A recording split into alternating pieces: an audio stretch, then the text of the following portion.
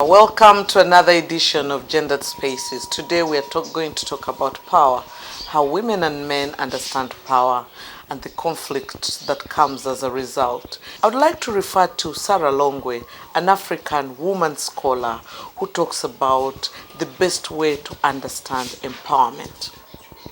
She talks about 5 levels of empowerment.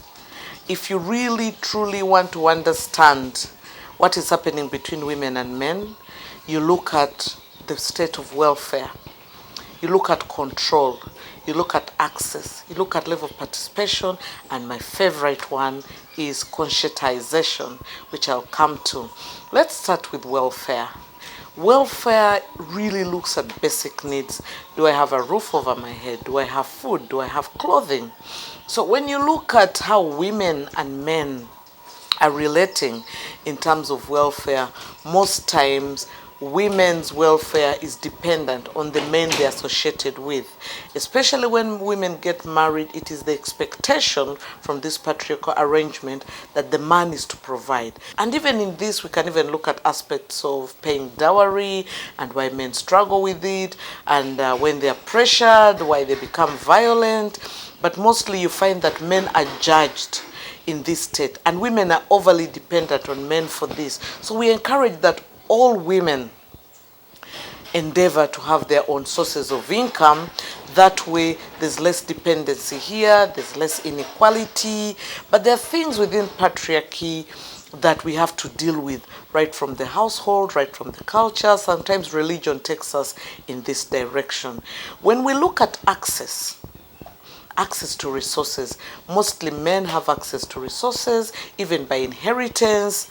Men take over land, passed on from generation to generation from their grandchildren. It is rare to find that women are given the opportunity to access this property.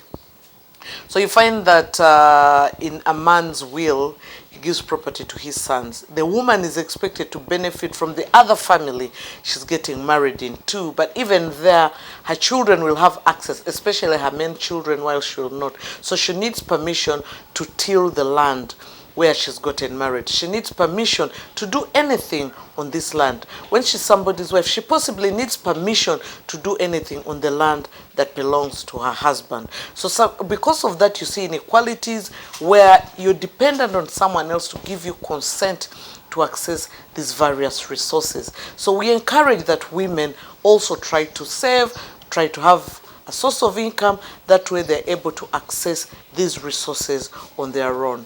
Another level at which we can see levels of inequality is the aspect of participation. If you look at politics, if you look at decision making, the boardrooms, education, mostly men participate more than women. Because of the way we've been nurtured, women are nurtured to be in the private. When they're seen, they should be seen, not heard. While men are nurtured to be out there, to go getters, to take leadership positions. So you find that they are nurtured and they're ready to take lead. So even when women are given an opportunity to participate, they're still lacking. And to me, those are one of the areas where a lot of effort should be to capacity build women, both women and men. That way we can participate as equal partners, participate in decision making. So you see an aspect, for instance, where some of the policies in Uganda provide that at least a third of a board of a committee must have women. So you see, when you give women these affirmative actions, some of them don't appreciate. It's like a given. Are these women leadership material? Have we prepared them enough to occupy these spaces? And as opposed to the men who competitively get these positions, you find that we get someone who has what it takes. He's genuinely interested in being there. He articulates his issues and ready to represent. While women, because they'll say, oh, we think Patricia is good enough for this position, and they'll convince me we need a few, 3, 4 women on this committee, please sit in and things like that, just to tick the boxes. Many times I get to the table and I am unable to deliver.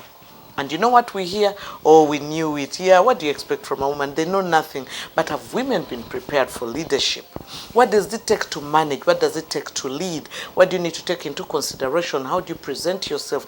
Do you just keep quiet the whole meeting without making any contribution? And we see this at different levels of leadership for women. Look at the local council meetings. Look at parliament. When women are isolated as women, you find there are those articulate women who speak and things like that. But these same articulate women, when they're put in mixed groups, they go mute. Why do they go mute? Because they've been nurtured to feel that it is the men to speak. So if a man is around, I have no business doing any of this. It's the man's role. I've gone to meetings where women are too afraid to speak. Powerful women. So when men are there, someone maybe junior to her, she writes a note and passes it on. You say this. You articulate this. Yet you could have articulated it better yourself as a woman. So you pass it on to the men, and they're always speaking for you. And I'll give you an example of the Media Women's Association, where we set up this association for women journalists, women communicators, by women, for women. But I can assure you, as we went along looking at women's social responsibility, when women get married, when women have babies, sometimes they're not available. So slowly, grudgingly, we started having the men in because they had been demanding. For me, I have this program I have packaged. I'm willing to run for you this show from midnight to 1 or 2, 3 a.m. Most women are unwilling to work at these unholy hours. A man is willing to come to the studio at 4 a.m. How many women are willing to do that?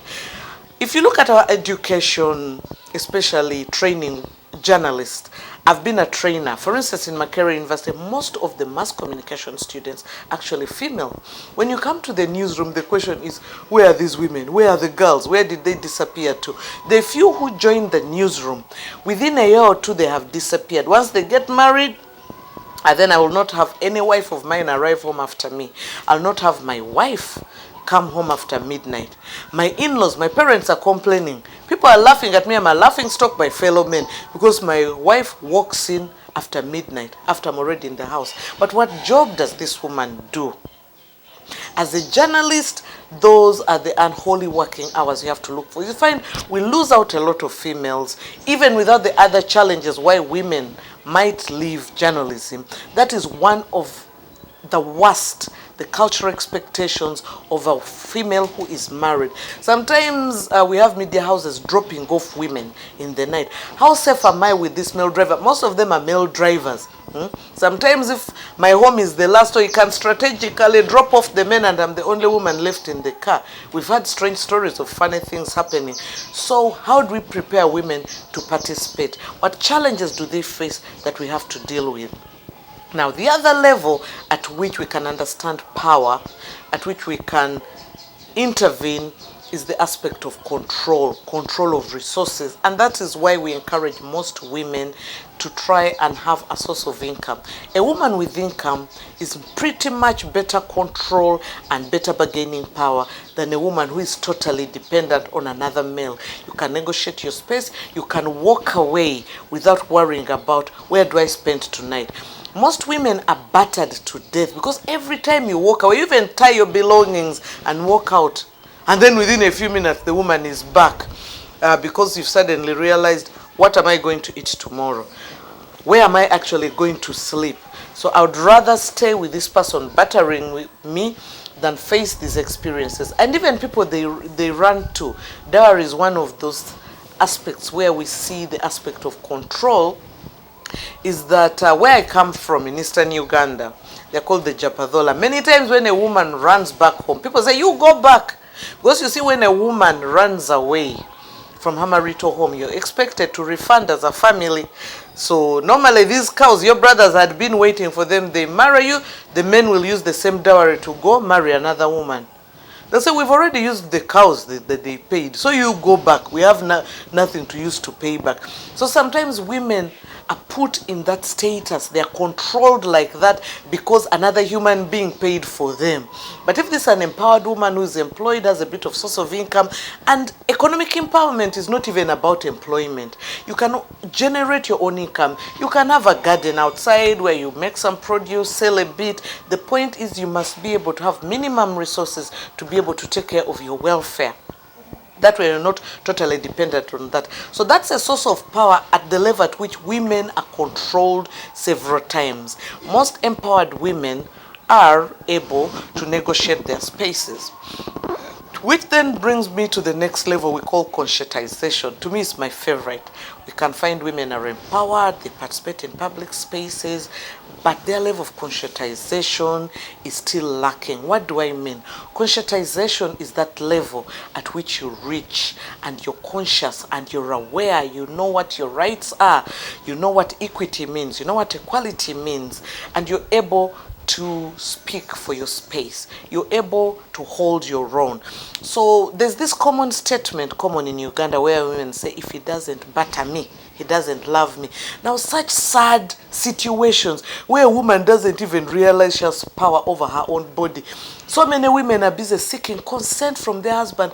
I want to go into birth control. But sometimes you've already been medically advised you can't have more than a child because of this medical condition. And the man will go, no wife of mine is going to go on contraceptive. No wife of mine is going to take pills. I am not going to wear condom. Women have no control over their bodies. The man is deciding. And because we are not conscientized, said, hey, my dear, these are the men we marry. You have to make him happy. We see in the media severally, there's always advice for women on how to please their husbands. If at all there's any, for me I have not come across it, where they're advising men on how to please women, on how to do this. I don't know, the ones who get it right, I don't know where they learn it from. But I think that would be something that we balance. So that is another source of control where many women don't realize that as a human being, you have rights. You have control over your own space, and men take advantage of this to control us. Let me give you an interesting example of Women's Day, where so many women get battered. I recall my mother being a women's counselor, and every Women's Day, so many women would run into the house being battered. You know, so your husband will allow you to enjoy your Women's Day, but because of how women understand power is how they've been seeing power. Whoever has power walks into the home when they want. Whoever has power orders other people to cook for them. Whoever has power can determine the portion of food other people decide. Whoever has power in the home can determine how other people dress. So on Women's Day, that day of celebration, some you know the saying and the joke around about burnt food, about men saying I better run home and cook, because now women demand, it's Women's Day, cook for me, wash the clothes, look after the kids, I've gone to hang out. And you know, the men will wait for midnight, your day is over, and you're still there demanding for food. Because for him, when he's in charge, the man who has power, your understanding of power, he walks in when he pleases and demands for food. And the battle ensues. Normally people are battered, they try to retaliate, but it's because we isolate women and try to make them something different and leave the men thinking the way they are. So another area of intervention is really conscientization. And conscientization is about attitude, perception. It takes several years to get someone where they are. Myself, I'm almost 50. It's taken me 50 years, I should say, to get to where I am. So I just can't get conscientized overnight.